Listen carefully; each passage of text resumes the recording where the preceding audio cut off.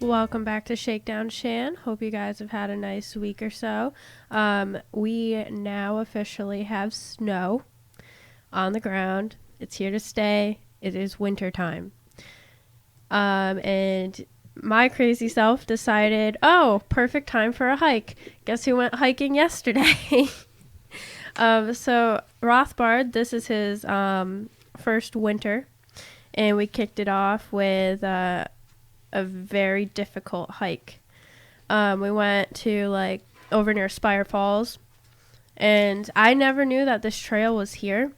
There's this 8 mile altogether, so 4 out and 4 back, trail that goes along the mountain next to the road that goes along Spire Falls. Mm-hmm. In the Hudson, and so I found it online. I just typed in trails near me, hiking near me or something, and was just searching on the map, and I was like, oh, this looks really cool, the view looks really nice. And so I was reading reviews, and it was like, oh, so it's not that bad, just pay attention to the trail markers, you can get lost pretty easy if you're not paying attention. And everyone's like, oh, it took an hour and a half to 2 hours, and it sounded really easy. I know a lot of people rated it hard, but the way they were describing it sounded easy. And so we take off. No idea what we're getting into because I've never done this trail before. I've never done that one before. And it seems pretty nice. It's pretty easy so far. And all of a sudden we see this really steep incline that we can't see the end of. It just keeps going on and on and on. And we finally get up that, and we see a guy up there, and he was like, yeah, he's like, well, about 3 more miles out, we must have been a mile in at that point. He's like, about 3 more miles out, there's, or 2 more, there's a really nice view. It opens up, and it's really, really beautiful. He showed us a picture. But he's like, but the actual overlook is another mile past that. Oh my goodness. So we started at 12:30. We figured, okay, well, we have to be back to the car by 4:30 because the sunlight, it starts getting dark around 4:45, between there and 5. And so we're like, we have to be back to the car by 4:30. So let's just do 2 hours out, 2 hours back. That'll be perfect. So we didn't get to go all the way to the overlook, but it took us the whole 2 hours just to get to that one opening. And the view was incredible. I'm sure the overlook would have been too, but we just time restraints probably couldn't do have it. to do that in the spring or summer. Yeah. Yeah. It was ridiculous.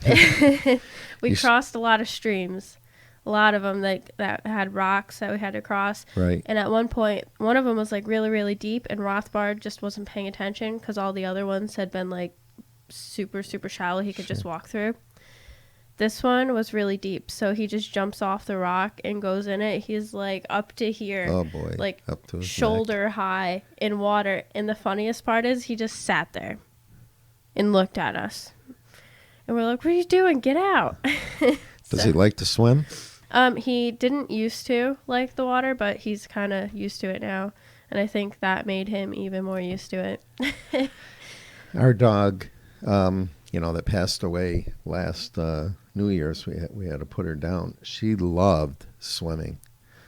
She could swim. I mean, you put her in a lake, she'd go way out, and then you call her, and she'd swim back, and it was a riot. The dog we have now won't even put her paw in water. Some dogs don't like it. I guess. And other dogs just love it. I think Rothbard will love it. He wasn't too keen on it this summer when we brought him to Stewart's Pond and put him in the water. He wasn't really caring. Does Rothbard like to watch TV? I'm not really sure. We got a real weird dog. If there's horses or animals on TV, she'll sit in front of the TV and watch them. Oh, no. Rothbard would bark. He would definitely bark. She doesn't bark. She sits there and watches them, gets right up in front of the TV. And then last night we were watching a movie, and the Haunting of Hill House. It's a series on Netflix. And there's these dogs barking at night, all right? But they don't have any dogs. So the dogs were barking. She gets up and looks at TV, can't see any dogs, goes running around the house looking for dogs. But we had to let her out. I mean, she thought there were dogs around the house or inside or something. That's It's funny. weird, I'm telling you.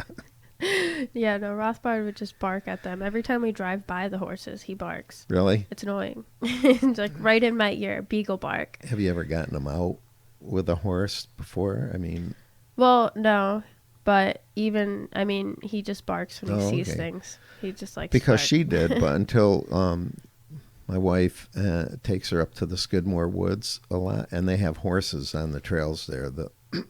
They walk them on the trail or ride them on the trails up there. So she just, a guy stopped his horse, and he had her come up, and of course she sniffs the horse. I mean, it's so big you can't do anything. But after that, she loves horses. I mean, Yeah, no, Rothbard barks at rocks. So okay, all like right. that pile of rocks that Say I no told you more. about. Yes. He barked at another rock yesterday on the hike, and he started like growling and like getting defensive. And we're like looking around. We're like, oh, what do you see? What do you see? And he gets closer to the rock, just like last time. He's barking at the rock. Ooh, okay. Yeah. But anyway, he seemed to like the trail too. It's fun. He gets to run loose and everything. That's nice. He loves it. How was the weather? Windy. Windy. Yeah. Extremely windy. It was incredible just how much the wind picks up in the mountain Yeah. on the top and everything, and how loud it is. It's a lot different than down on the ground. Oh, I can imagine. But I'll tell you, Saturday, I mean, it was really bad. And then last night, I couldn't get to sleep. It was blowing so hard. Oh yeah, the wind It's was been rough. terrible. And but so the people that were saying you easily get lost were definitely right, because the trail, it would like be going, and if you're paying attention to the trail markers, you look around and you're like, I don't see any, and then you would see one like over here behind you, like the trail would just go and then go like boop that way, And you don't see it. So if you weren't paying attention, you could easily just keep walking straight. But And then you wouldn't know where you were. right. And so anyone who does that trail definitely has to like keep their eye out for each next trail marker to stay on the path. It was crazy. It would like go up a mountain and like down into a little valley, cross a stream, and then go up the mountain and around and down across a stream. It was just like that the whole time. Wow. And then there were some pretty steep parts. There was some rock climbing you had to do, and it was not what I thought I was getting myself into. Right. Well, it's something new that you can explore later on. Yeah, definitely when it's warmer. I told you before the show I was up in your neck of the woods driving the bus the other day, and boy, I tell you, that is such a pretty area.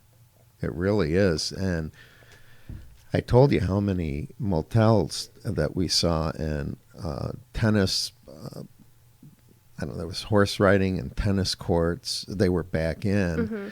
And all the different things that And the people can cabins do, and the stuff. cabins, and you were saying how busy it is in the summer.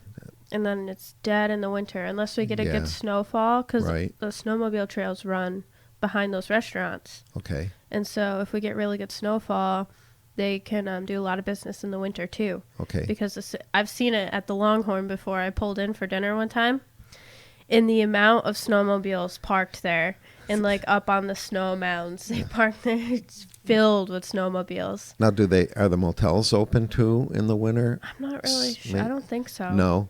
A lot of people are only open for the summer because it's not worth it to be open for the winter. Right. The Longhorn is just so well established that they can survive the winter, Sure. and they do get a lot of the snowmobiling business. Well, I told you we're going to go up, I think, and drive around in the summer because that was absolutely gorgeous up Oh there. yeah, yeah, Real. definitely. And so much to do. I mean, once you get up there, I think anybody that either vacations up there or goes, for a week or whatever, they will not run out of things to do. Oh no. And you would think that, what's up there? Yeah. You know? What's in Hadley? Yeah, what's in Hadley? But I got to tell you, anybody listening, if you want to go someplace beautiful and, out in the country, that's the place to go. Oh yeah, definitely. Yes. Just don't drive like a jerk. No, I you hate can't. that in tourist season. You can't. And even in the winter or off year, I mean, the roads are windy, but, it's typical country. And Yeah. you got to take your time. You can't be in a hurry. No reason to be in a hurry driving up through there. No. Too much to see. And speaking of city people visiting and everything like that, guess who determined our midterm election yet again? New York City. Yeah. And Long Island. It's crazy. If you look at the map, the result, it's like all red for all of like New York, not the island, and maybe like one or two. I think there was like one blue county and one other county. Well, out of 63 counties, Cuomo lost 57 of them. Right. And so, the whole island is blue. Yeah. And so it's just Cuomo won, obviously. Larry Sharp made history for New York. He got ballot access for the Libertarian Party, which is a huge battle to win because next time we don't have to waste time trying to get signatures to try to get on the ballot. It can be spent more on campaigning and getting out there. We were disappointed with the amount of votes he got, though, because the whole campaign, like just the number of people he had behind him, it was a lot more. Yeah. And then, so you really see how many people didn't actually come out to vote. Right. And what are elections based on? Money. Right. I mean, when you've got people dropping $10 million at a time into, Cuomo's campaign, he probably raised $700 million. No one else. It's very hard to do. And gosh, I tell you, I just can't believe that. On Facebook, I have a friend who's from Long Island, but he's lived up here. And one of my other friends said, it's terrible that people up north can't have any effect. No, we get absolutely no say. So the other guy said, well, acreage doesn't vote. People vote. Well, when you have half of the state or more living in maybe 5 counties or 4 counties downstate and 1 county out in the west that is, I forget what county it is, but that votes Democrat, and you're talking about millions of votes, not thousands. It's very hard for anybody to win other than a Democrat. It really is. So he got, we'll just round up. It was like 3,900,000, something like that. So Cuomo got 4 million votes. And so Larry Sharp almost hit 100,000. Molinaro was just a little over that or something, or it was 1 million. I don't remember. Yeah, it wasn't. But either way, the amount of people that voted, I think came out to just over 4 million. So if you look at the population of New York, about 8 million live in the city. Mm-hmm. Just the city alone. Just the city alone. And so then think about it. What was I had the number of our population. I think it was 22 million, I think, New York State. I can't remember. And but half I know, of that lives Westchester South. But I know that the voting population is 15 million, 15.5. I forget what our total population is, but voting is what matters anyway. So the voting population is 15.5. Only about 4 million voted. And that's so sad because if people upstate really, really, really want to change things, they have to come out and vote. Not even all, like we just said, 8 million live in New York City. And the voting number is 15.5. So the math there is, and only 3 million voted out of the city. So, or we'll say 4. So about half of the city determines the fate of 8 million in New York City. Mm-hmm. The population of New York State is 19.8 million. Yep. So just in one city, you have almost half of the population of New York, and then you have Queens and Long Island, and there's more than half, a lot more than half of the city lives from Westchester County down south. So you know what I proposed? I wrote the governor, I emailed his office, which he'll probably never get to see. I said we should split New York State in two, from Westchester County south and then Westchester County to north. And I got a reply from his office Secretary that said New York State or New York City is what carries all of New York State monetarily wise. So I sent him back and I says, well, you could put North New York and South New York, like the Carolinas and Dakotas. And I said, we keep our own tax money. Yep. You don't get our tax money. I said, you already have the capitals set. I said, Cuomo's never been in Albany, where the capital's been. He's in New York City, so you can make New York City the capital of South New York. I said, and we've got things up in the northern part of the state that you need, so we would charge you for that. And I think we could survive we enough. Could definitely survive with well the enough. tourism, the businesses we have up here. If we didn't have all the, because we would definitely be red or third party, and we would have less regulations.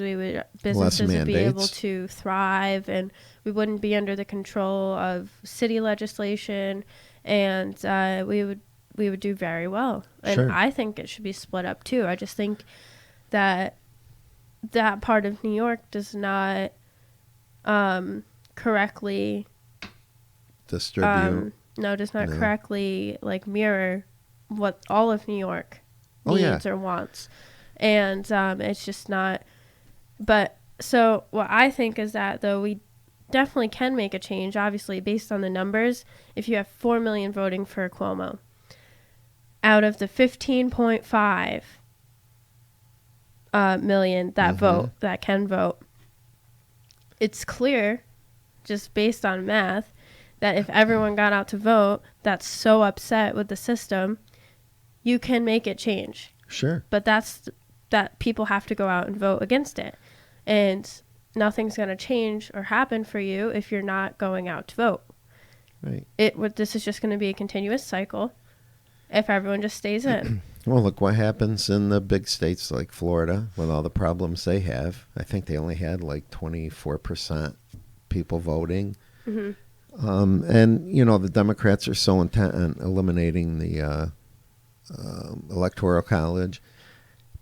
But 5 states would determine the big elections. Oh, yeah. Because they would all skip the Mid-Atlantic or Midwest states in the middle of the country. They wouldn't have to campaign in them because they know it wouldn't matter. Right, they would go to New York, Texas, Florida, California. Ohio.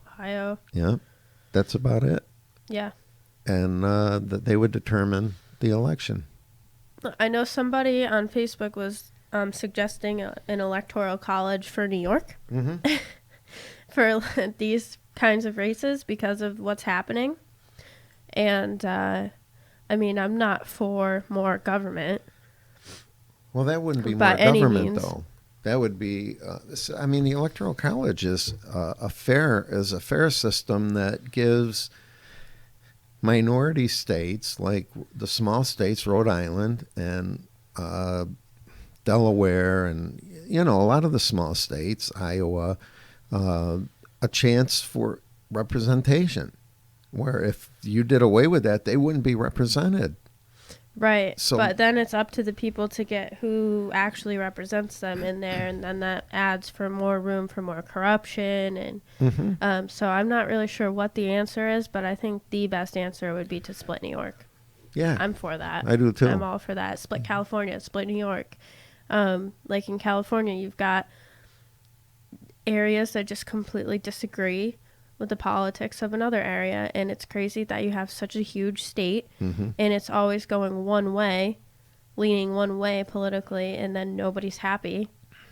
And so I don't know. So something that I got thrown at me was right before the election was a vote for Larry Sharpe is a vote for Andrew Cuomo. And so I'm going to tear that apart a little bit. So first of all, just like in its literal sense, a vote for Larry Sharpe is a vote for Larry Sharpe. Like literally, that's what it is. It is one vote for him. I did not cast one vote for Andrew Cuomo. Right. So literally, it means exactly what it says.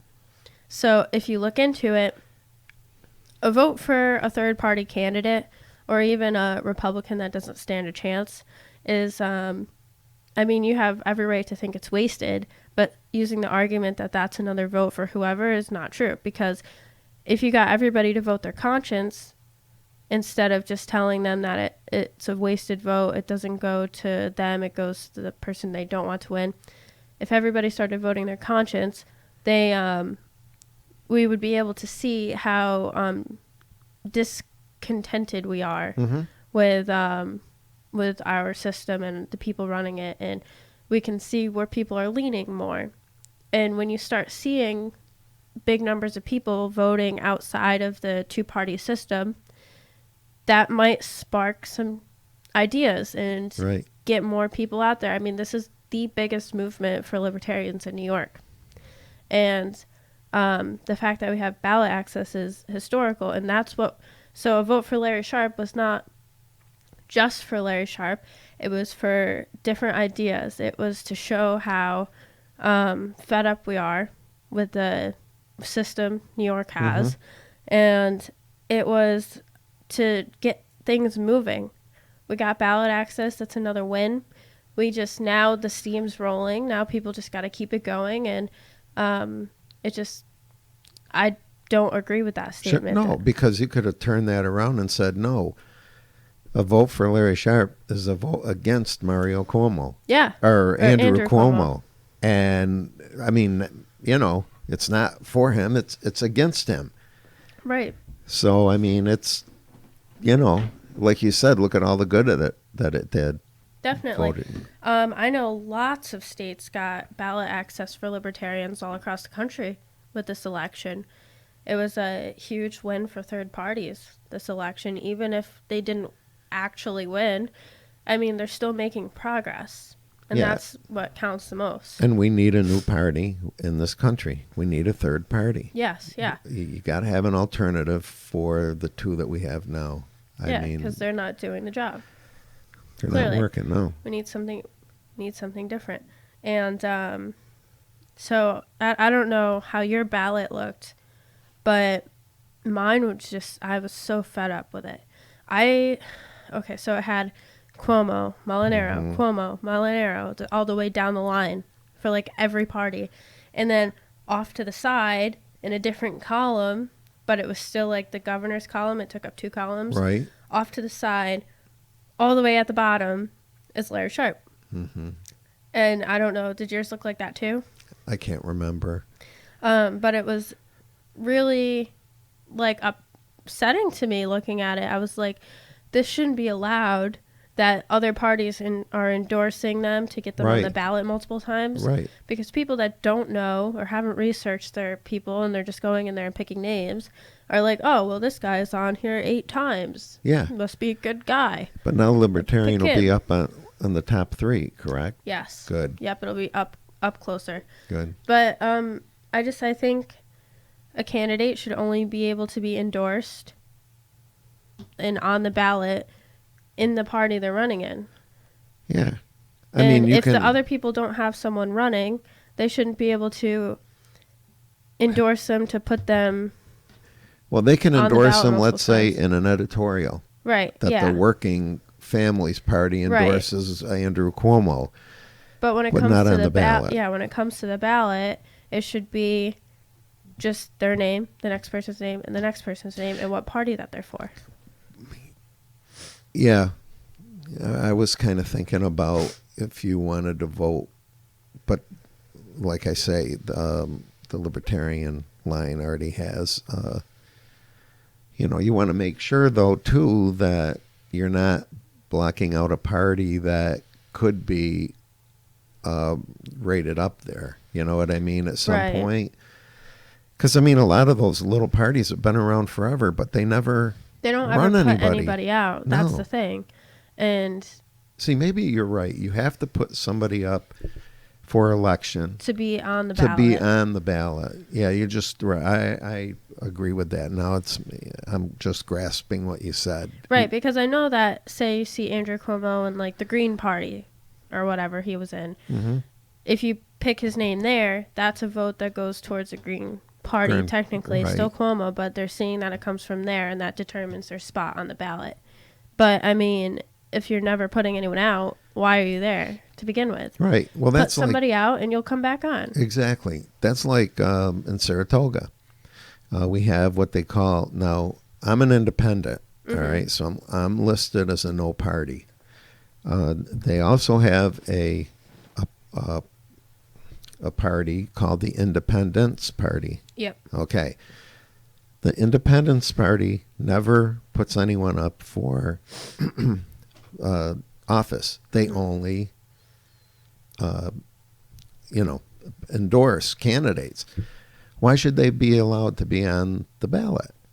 As As that candidate. yeah. I mean, like the Conservative Party has ballot access, but they put, I mean, a lot of times they'll endorse a candidate, but a lot of times they'll put a candidate up that's a conservative and is on the line. But this Independence Party never, ever has anyone on the ballot. They just back someone and that's it. Endorse them and that's it. They shouldn't even be on there. No, I mean, if you don't have someone running, you're just not on there because you're not an option right now. Mm-hmm. If you had somebody running, you would be an option. But it was, I was lucky enough that when I got to the polling station, the person that gave me the ballot said, I want you to notice that this column here is also for governor and that there is a name down here so you don't miss it. Really? I think secretly they were a Larry Sharp supporter. I know a lot of people didn't notice it. I work with a lady who wanted to vote Larry Sharp, and she came in, she goes, Shannon, I just didn't see it. Really? I couldn't find him anywhere. And I mean, look hard enough, obviously, like read everything. But people don't. Again, people don't, and it wasn't right where you would think it would be. So it's disappointing. He may have lost some votes because of that. People look at the top two lines. Yeah. That's how they don't go down the ballot. Right. And, and then you got the nuts that just click, click, click all the top all line. The or click, click all across the second line. Yep. I mean, that's terrible. Another thing that happened during the midterms is that our Alexandria Ocasio-Cortez won. I mean, she was pretty much like uncontested, but so she was going to win anyway. But so I know it's absolutely insane that she's there because of how idiotic her ideas are. 'Cause they just don't make any kind of sense. No, and she couldn't even make any sense when she was talking about them. No, she didn't understand what she was talking about. She doesn't understand it. She doesn't understand economics. She's like, oh, well, we'll just pay for it. Well, did you hear her first complaint? No. She can't afford to live in Washington, D.C. because everything's too expensive. Uh-huh. So, hey, too bad. When do you run for office then? I mean, a lot of these Congress people, a lot of them are very rich. A lot of them aren't. And, I mean, when you hear some of them talk, they sleep on the couch in their offices because they can't pay. I mean, I can imagine what... Washington, D.C. is expensive. Excuse me, it is. And I can imagine her sleeping in her office like freshman Congress people do. Right. I mean, come on, what are you complaining about? This is what you want. Yeah, this is what you wanted to do. The rest of the country, you want to be like this, give up all your money and sleep on the floor if you have to, because you won't have any money to buy a bed. Right. So sleep on the couch. I mean, but that was her first complaint, like 2 days after the election. Who wants to hear it, Right. And so what I think is going to happen is I think that she's just going to be so outrageous with her ideas Mhm. that the Democrats are just going to basically like shut her down every Yeah. single time because they don't even want her No. representing Democratic issues. Well, they don't even really stand behind Bernie Sanders. So I think the two of them will probably be a duo. And, nobody listens to him. Oh no, he's crazy too. Yeah. So, I mean, does she really pose a threat? Probably not. The biggest concern I have is that she's reaching out to all the younger generation Mm-hmm. and giving them these ideas and everything. And that, I think that's a bigger threat than her being in office. Right. Because she won that position with all the kids that don't vote and all the younger generation. That's how she got there. And yes, it is amazing that she is the youngest woman in state, but that doesn't mean you should vote for her because of that reason. Right. That's like saying, I'm going to vote for Hillary Clinton so we can have the first woman president. That's stupid. It is. It really is. I mean, I believe we should have a woman as president. Yeah, but she was not it. No, She's she not wasn't. it. Not it at all. She's not her. No. So a lot of interesting things came out of this midterm election. Was there anything? Oh, the House and the Senate. I believe the Democrats took the House? The House. The House. Yeah. But they did not take the Senate. No. And that's interesting because usually when you have a huge change of president, the next midterm, Mm-hmm. the House completely changes over, Mm-hmm. or the House and the Senate completely change over.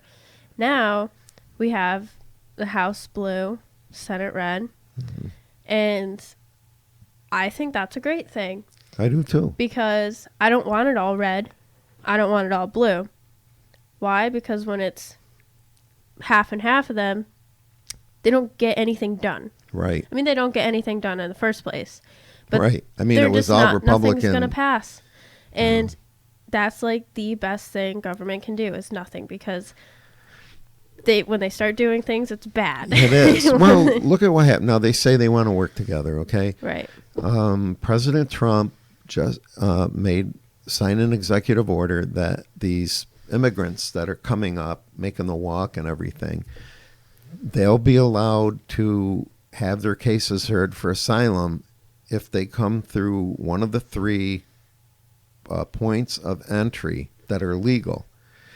Any of the illegal ones that come in illegally will be sent back to Mexico. Not at a point of entry. Right, not at a point of entry that go over the river or climb over the fence or whatever. They're going to be sent back to Mexico. Right, come in, do it the right way. Well, the Democrats filed a lawsuit Friday to block his decision. All right. Now, they say they're not for open borders, but gee whiz, what does that sound like? An open border policy. Right. So they're not, they don't want to have them come in legally. They want them to come in illegally. And what we saw in Florida was that this nut down there, that's the commissioner of the board, they found ballots that were used by illegal aliens. They voted. Mm-hmm.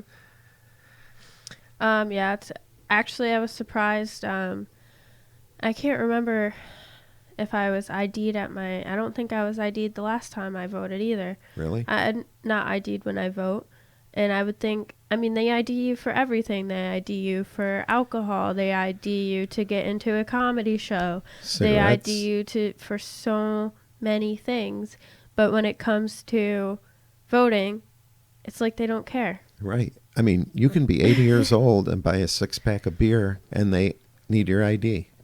Come on. A guy that's hunched over with gray hair and he looks like he's 120 and you still have to ID him. Yeah, but when it comes to determining how our country's run, they don't care.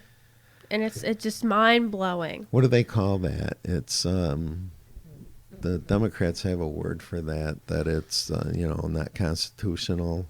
To ID at voting? ID at voting, that profiling or something like that. That's the only reason you're doing it. But I don't buy it. I think anybody that votes should have an ID no matter how old you are. because they were finding people that were voting that were on the when you go in and sign your name, that didn't sign their name. Mm-hmm. So how could you verify that they were registered? Right. I mean, so I guess they do have a form of IDing with the registry kind of thing, but still. But I could go in and say, you hi. could say you're somebody else. Right. Yeah. And someone that you find out who doesn't vote in the area, go in and say you're them. It's as simple as that. And, I mean, it's extremely, I don't know. I don't know what the answer to it is. I think IDing at voting, if we're going to have to be ID'd for everything anyway, why not voting too? If that's going to stop getting not citizens out of our elections. Because that's what Democrats want, is they want these people that are not United States citizens, not citizens, because they're going to vote Democratic. That's right. The more you vote Democrat, they want to be in there because that's their gravy train. Mm-hmm. And but the way our elections are going, and everything's being challenged because a lot of elections were challenged this year. ID would be the way to go. Because then rather than the registry. Well, even then do the registry, but have an ID. Right? They can compare your signature, all right? Because when you go in, they have your signature from last time. Mm-hmm. All right, now let's say I go in to vote for you, and I copy your name, and it's not anywhere near what it looked like when I voted last time, but they can check your ID, and and people say, yeah, they can have false IDs, but I don't buy that. I mean, you can get a false ID, but you'd probably have to have proof when you get the ID so they can mark it in a special way. Right. Like my driver's license now, I don't know if you have a new driver's license. The one with the see-through picture, the hologram. Yeah, and if you turn it on the back, you still see the picture. And then there's another little picture of you up on the top. And, I mean, that you can't forge those things. I don't know. I think that's why they did it that way. Well, yeah. Did you also hear about Trump suggesting he might repeal the blanket ban on marijuana? No. Yeah, he said he would consider it.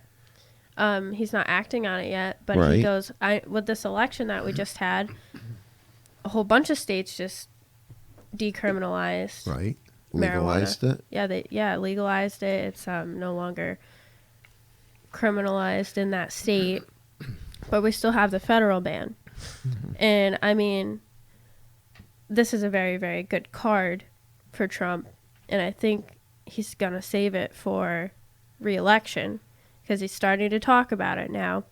And, we have his election will be coming up soon. And he's going to need something that people are for to throw out there. But, when you look at him, and I know a lot of people don't like him. They can't stand him because Hillary didn't win. Mm-hmm. But he wants the states to be more responsible for its citizens. Mm-hmm. So, in a way, I can see that, because then it's up to the individual state. Mm-hmm. Rather than the federal government. And right. If money needs to be spent, the states can spend it on whatever they want. Right. And then even in the state itself, the state doesn't have to do, if the state wants to have it legalized, a county can decide not to. Right. I mean, we have dry counties where you can't sell alcohol. There's still dry counties. I think Argyle is a dry county. Yes, I just found that out this week. We were talking about that at work, and I couldn't believe it. Yes. But there still are There's dry counties in Texas, too. Down south, you'll find a bunch of them. Cape Cod. Where did we go on our honeymoon? It was in New Jersey, all the way down to the bottom. I can't think of it now. Famous. Long Island? No. That's Bottom north. of New Jersey. It's, anyway, there's north, south, and the north part was dry, the whole area. And I mean, you're talking about, very well-known tourist places. And I mean, I couldn't believe it when I went down there that they're still dry counties. But now that, since then, I mean, this was 30 some years ago, but you hear about these places and so like you say, it's up to them. I feel like it should be up to either the county or a local community or something, because the more localized it is, the better it is, because that represents correctly the people living in that area, rather than a huge state trying to govern all these different areas. Wildwood was where we went. Wildwood. So go ahead. I had to get that out. But I think it would be, obviously, I think it's a great idea, but I do think that he is going to use that as a card for re-election. He's going to try to put that through or start running on that. And he's smart because he saw all these states in the country just decide to legalize it, and he knows how the people feel. He knows that it's not, it shouldn't be illegal, and that we can make more money that way. And also, a state can't mandate you to have it legal. Like you say, if a county doesn't want it, or a town or village, they can just pass a law. Right, yeah. I mean, that's no problem. Yeah, it would definitely be a great idea. I just definitely know how he's going to use it. I already see it. I know that's going to be... But that's okay. That's fine with me. I mean, that's okay if he wants to use it like that. I mean, he's already pushing for the states to do more themselves, the federal government. He's for smaller government. And when you're for smaller government on a federal level, that means the state should make their own decisions, spend their own money on things. But it would be big. It'd be really, really big for our country. Get a lot of younger people. Canada ended the ban. That's crazy. Big news. See, if he's smart though, he wouldn't wait. He would do it now, because the Democrats are in charge of the Congress. Yeah. Now, what happens if you get that Ocasio girl to propose an amendment like that? I would want it to come from him. So I would do that now and say, I've seen the elections, and I'm going to lift the ban, because I think the individual states are voting the way they want to, and knowing that a county can be exempted. This is the way they're going. Yeah. So I saw that, and I was pretty excited about that, because it's just super smart. It's a good move. But as far as re-election comes, I didn't vote for Trump in the first place. I'm not going to vote for him again, or I'm not going to vote for him when he runs again. I didn't vote for him the first time. I'll definitely vote third party. That's what I do. But so I'm interested to see who's going to run. For the Democrats? No, for just the next election. Oh, okay. I'm interested to see who's going to run. I know there's a lot of talk about celebrities running and everything. Okay. I just want to keep Hollywood out of it. But, that's the way our country's going. We're starting to throw people in there that aren't establishment, because we're so fed up. But the thing is, we need to get people that can handle it and know what they're doing, run for third parties and stuff, because we have to stop throwing in people into the Democrat and Republican race and start throwing them into third party races, and tell people, listen, we know you don't want establishment, and that's why you're voting for people like Trump, but third party is actually the way to go. Not people that aren't, yes, you want people that aren't establishment, but you know what I mean. You don't want like Kanye West in there or anything like that. Or Oprah Winfrey. Right, or Oprah. Or George Clooney. We got to get people to see that it's not just random people. We can't just have random people, but start looking at third parties. That's what we got to get people to look at, because a lot of people think third parties are just wasted, like I said with the New York election. But I think, it's not going to happen overnight. No. But as long as you gain every election, it'll get there. because people are getting fed up. And I look at 100%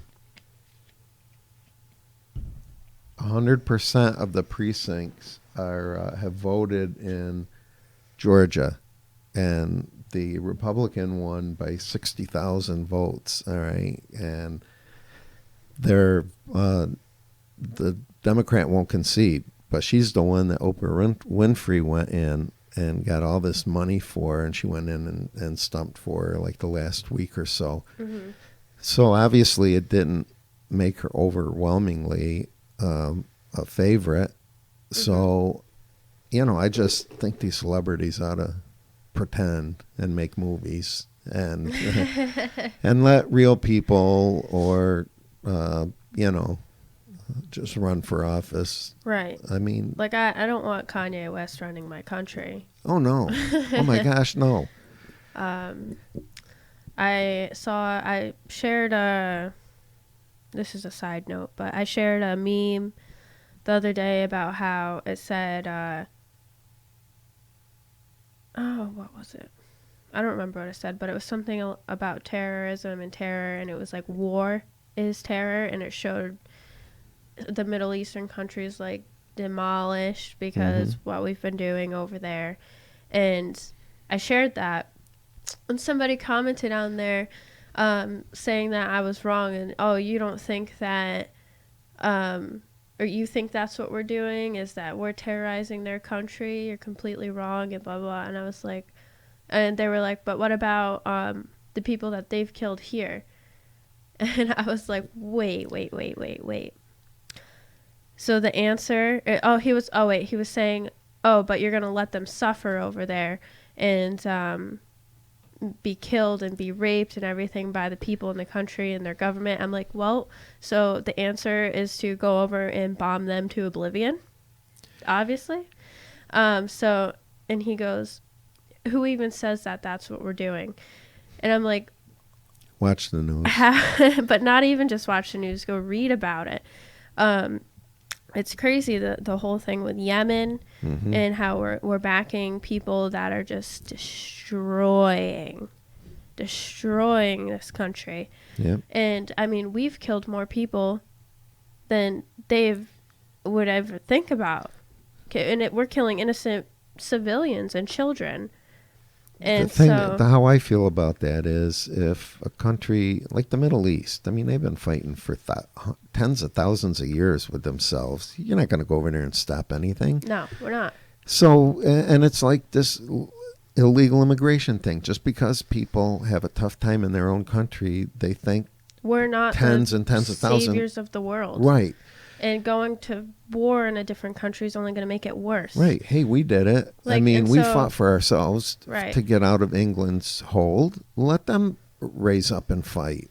Oh, wait, they don't have any guns. That's right. The bad people took all the guns away from them. Yes.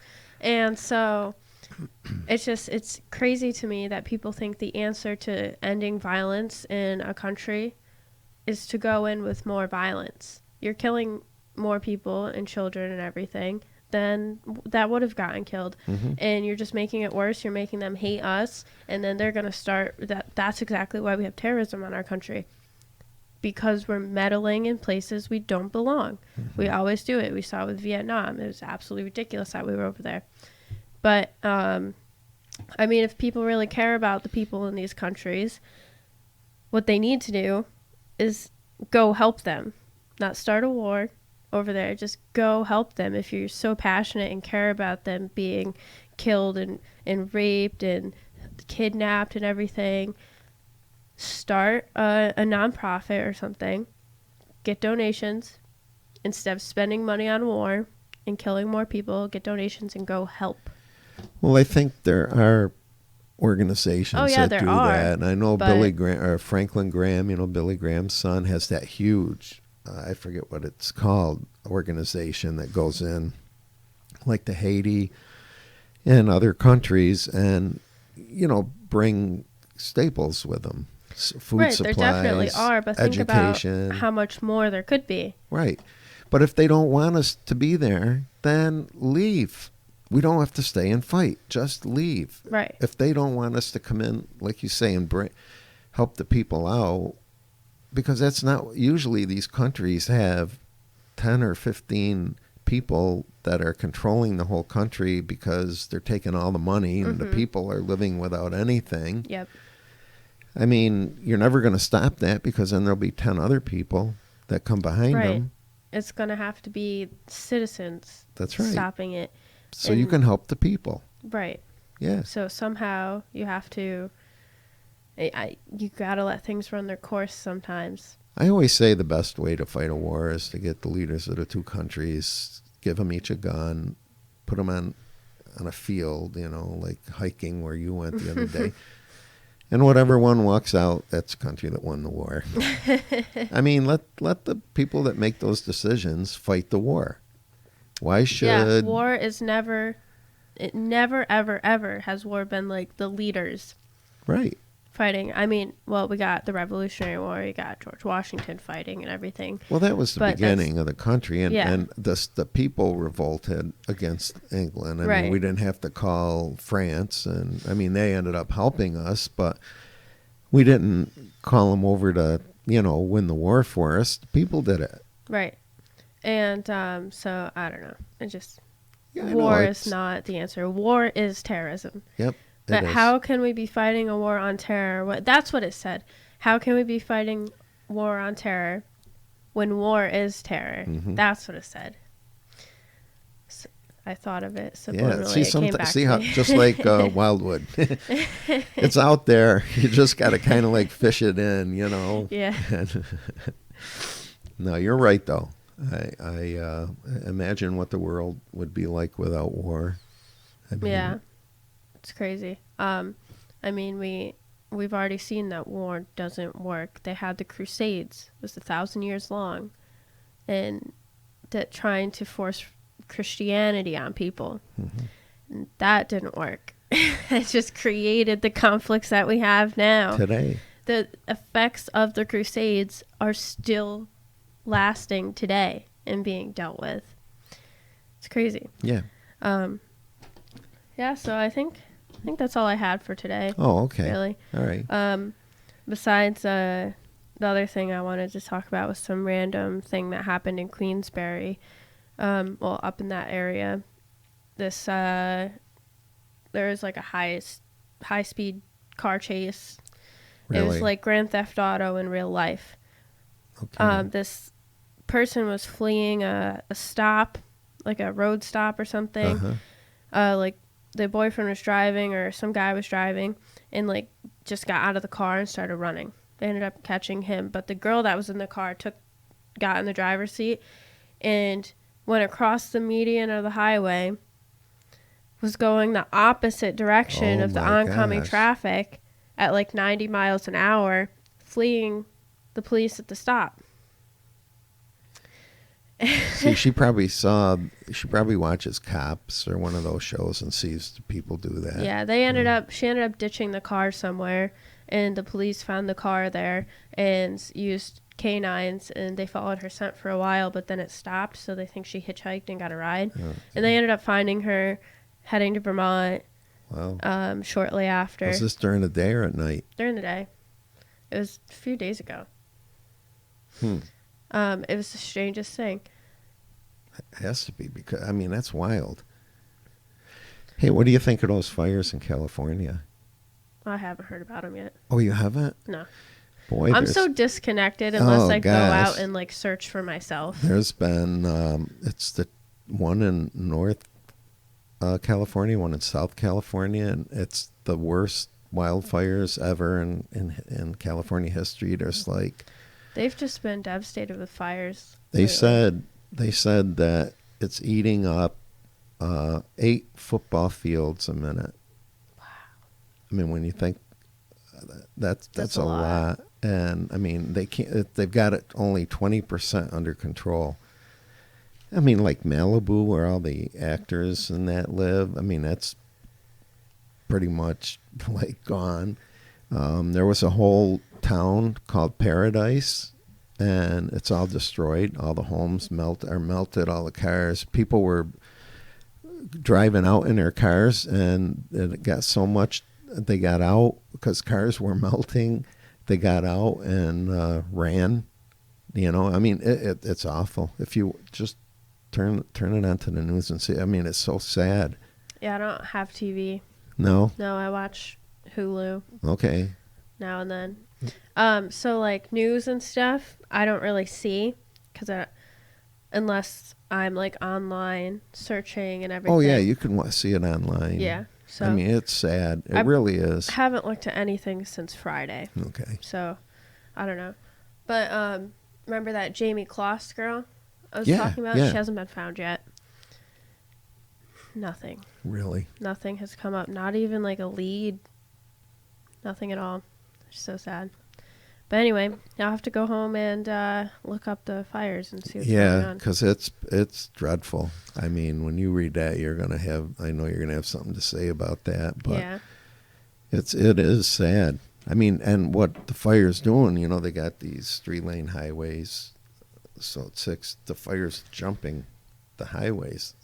You know, I mean, this is how bad it is out there. Wow. Yeah. Crazy, crazy. Yep. But, The world is going nuts every way. Yeah, I think we conclude like that all the time.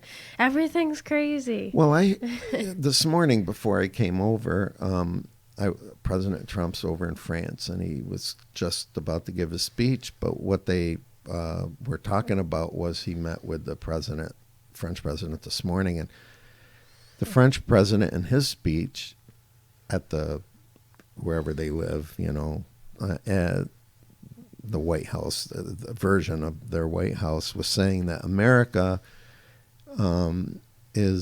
shouldn't. Trump's motto is "Make America Great," and he said that should not be. He said he should be thinking about the world. Why just make America great? What about France and Germany? We're not the police of the world. Well, that's right. That's what the announcer said. We're not. He's not saying make the world great again. I mean, we helped so many countries out after wars, like World War II. I mean, we started Japan up with money and after we bombed them. Yeah. Well, yeah, but I mean, they